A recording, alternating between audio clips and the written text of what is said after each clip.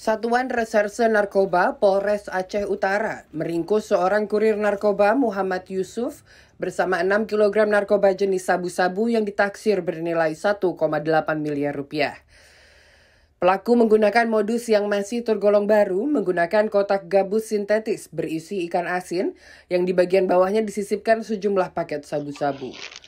Paket itu seperti dikatakan Kapolres Aceh Utara, Ajun Komisaris Besar Polisi Deden Heksaputra Sanusi pada 31 Agustus, dikirimkan dari Lok Semawe Aceh ke Medan, Sumatera Utara pada 17 Agustus lalu.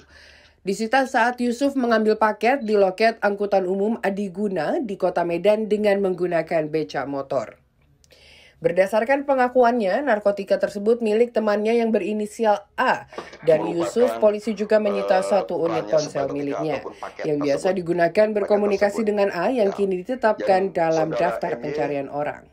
Selaku pemilik handphone dan juga pada saat digeledah dalam kotak styrofoam tersebut terdapat ikan asin atasnya, dan setelah kita lakukan pengecekan di dalamnya terdapat 6 bungkus narkoba jenis sabu sebanyak 6 bungkus dan masing-masing satu bungkus itu seberat 1 kilogram.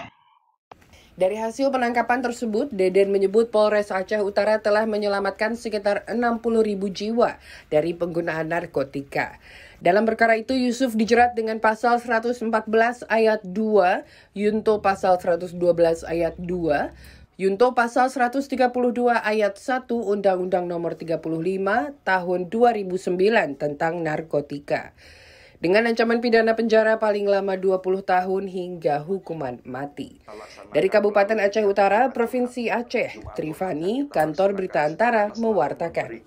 Sosialisasi tentang dampak bahaya narkoba, kami dari jajaran Polres Aceh Utara